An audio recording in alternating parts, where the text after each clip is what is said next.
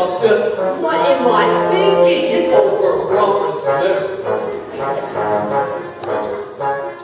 Oh my good bird. He's a lovely little thing. This is one of the most beautiful children I've ever seen.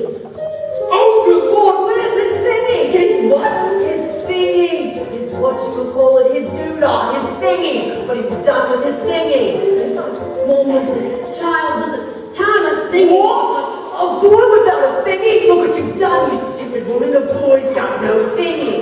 It's the one. This child is a girl. A beautiful, beautiful little girl. Is this still time for the fire? Little dancing sausage and prostitute? Competition's finished. You missed it. Look, Doctor, I don't suppose we could exchange this one for a boy, could we? This is the worst day of my life. Oh, my undercarriage doesn't feel quite normal. My skin looks just revolting in the smell caressing light. In this gown is nothing like the semi-formal, semi-Spanish gown I should be wearing in the semi-finals tonight.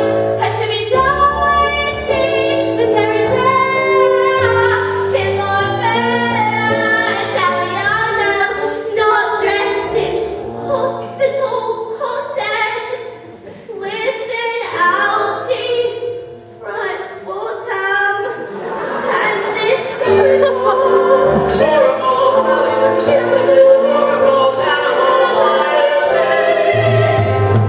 I can't find his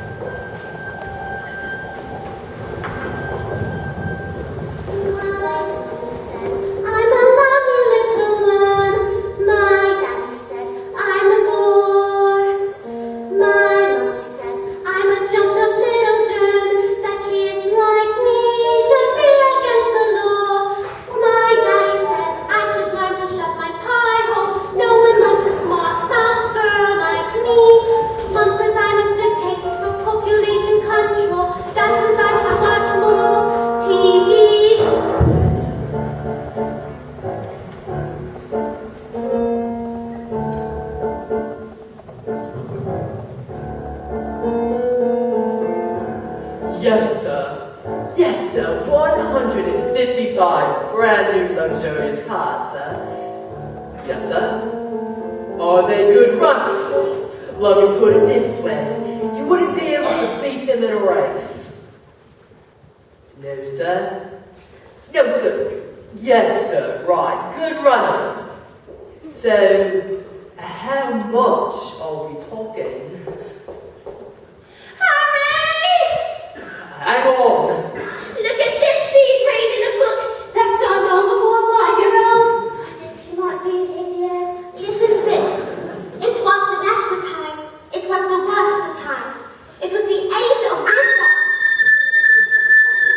Stop scaring your mother with that book, boy. I'm a girl.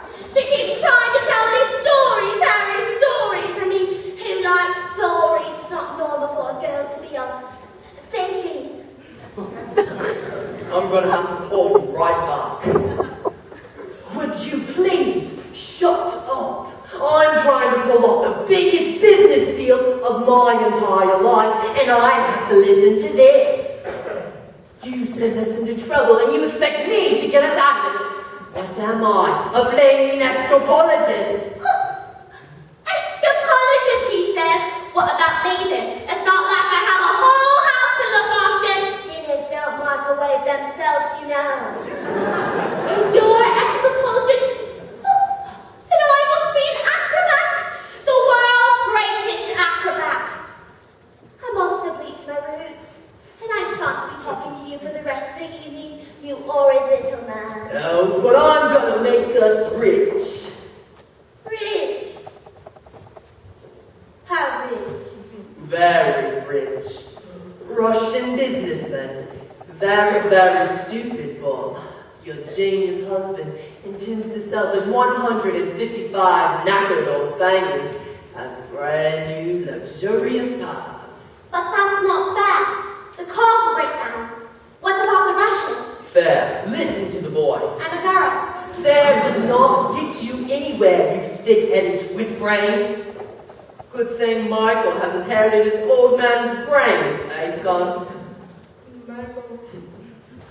Well, I shall take your money when you earn it. And I shall spend it. But I shan't enjoy any moment of it because of the despicable way which you've spoken to me tonight. This is your fault, with your stupid books and your stupid reading. What? But I didn't do anything. That's not right. Right. You're off to school in a few days' time and you won't begin right then. I know your headmistress, Miss Agatha Trunchbull, and I told her all about the snarky little comments. Great big scary woman used to compete in the Olympics throwing the hammer, so I can only imagine what she's gonna do to a squeaky little goblin like you. Now go to your room, boy. I'm a girl.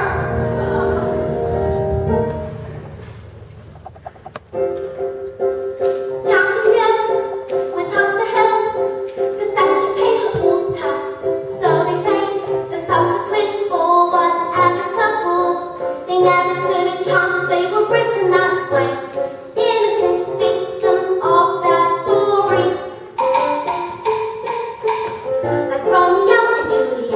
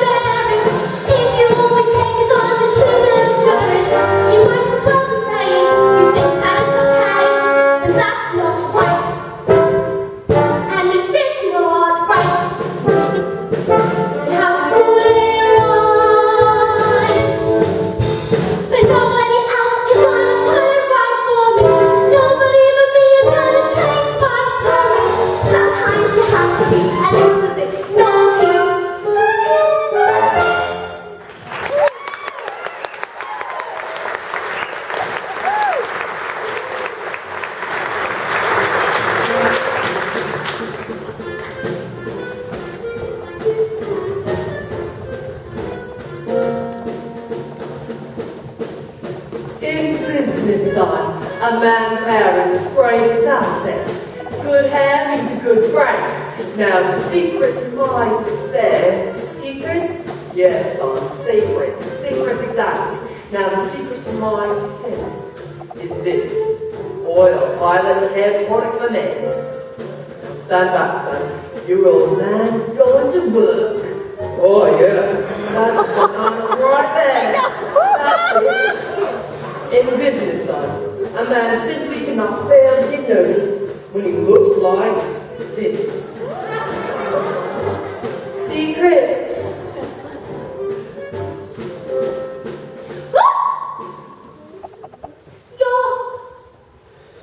Your hair. It's green. Good Lord, woman, have you started already? It's not even 8:30. Wow, I do look pretty. Oh, my hair! My lovely hair! What on earth did you do that for? Why would you rush green hair? I didn't do anything. I don't want to have green hair. Maybe you summoned Mummy's peroxide by mistake. That's exactly what you've done, you stupid man. My lovely hair. Oh, good Lord. I've got my deal today with Russians. What am I going to do? I know what you could do. What? What is it? What can I do? You could pretend you're an elf. Yes, that's it. I can pretend I'm not. What are you talking about? The boys are looming. Mum, would you like to hear a story? Ah, don't be disgusting. Go on and creep back to that little library of yours. The sooner you're locked up in school, the better.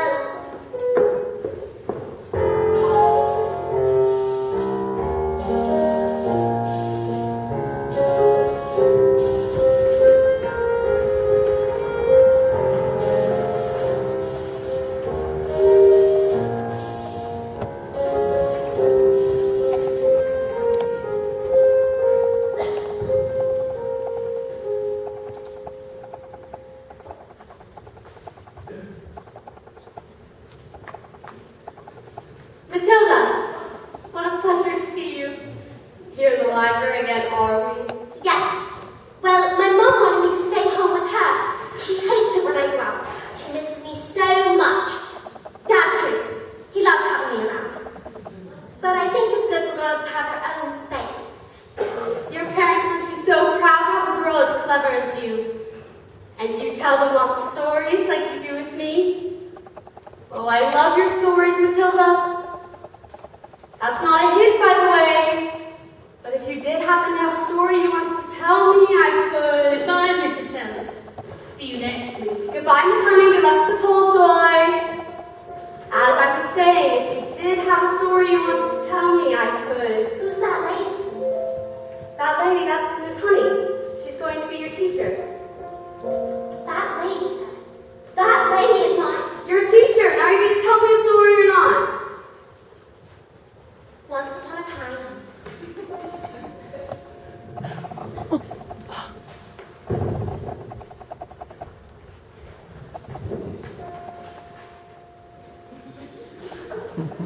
Once upon a time, the two greatest circus performers in the world, an escapologist who could escape from any look ever invented, and an acrobat who was so skilled it seems as if she could actually fly, fell in love and got married. They performed some of the greatest feats together anyone has ever seen, and people would come from miles around to see them. Kings, queens, celebrities, and astronauts. But not just to see their skill, but to see their love for each other, which was so deep, it was said that cats would purr as they passed them, indoors would weep with joy. They moved to a beautiful old house on the edge of town, and at night they would walk and take the air. The children of the town would wait in anticipation, hoping to catch a glimpse of the shiny white scarf that the acrobat always wore. For them, they knew they only had to cry, "Tricks! Tricks!" and the great performers would instantly oblige with the most spectacular show